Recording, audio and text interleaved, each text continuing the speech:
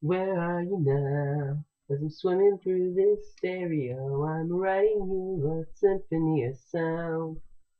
Artist track album?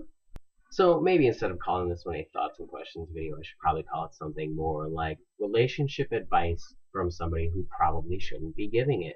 And I'm going to talk about this magical place that we like to call the friend zone. First, I'd like to begin by giving a couple different definitions of the term friend zone.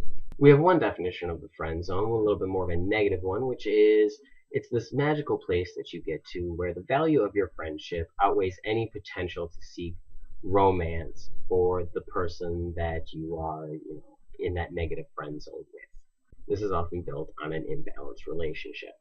Then we have a more positive definition where it's two people that have developed a friendship to a point where even though it's not romantically inclined, there's a deep level of trust and respect, and they aren't really worried about that whole thing of do we have to date.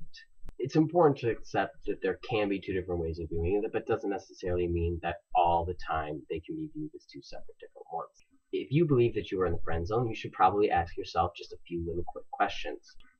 One, am I happy with this relationship? Two, what are my motivations? Is this infatuation and lust, or do I actually care for this person as a human being?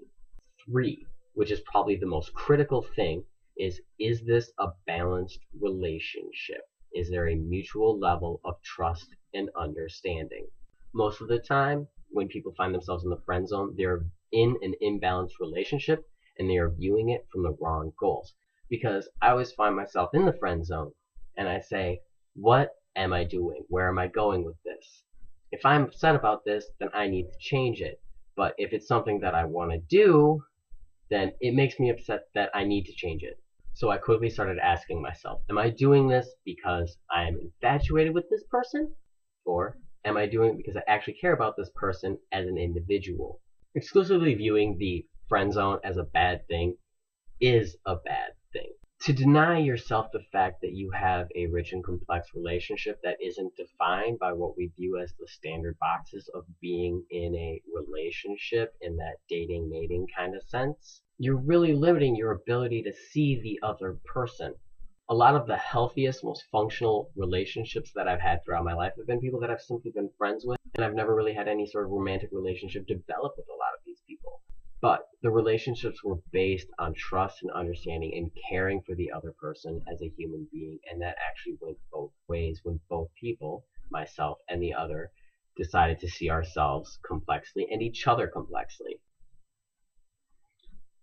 And talking makes me thirsty. So all in all, I guess I'd like to encourage everyone who finds themselves in friend zones to truly evaluate this relationship and decide, if you don't like this, why don't you like it? And what are your motivations? It's my personal belief that viewing the friend zone as an exclusively negative thing is a very small way of looking at interpersonal relationships because they have a lot of different dynamics and they're extremely complex. They aren't as simple as we like to view it. And I think the friend zone is something that is a dramatic oversimplification of being friends and caring about somebody and what that can really develop into.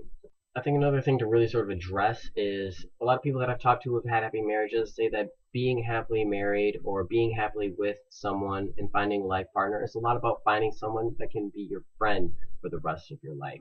And I think that that's something to definitely really take into consideration when you're ready to just sort of throw out this idea that the friend zone is this horrible place and that as relationships go, it's just this stupid thing that's holding you back from being happy with your life.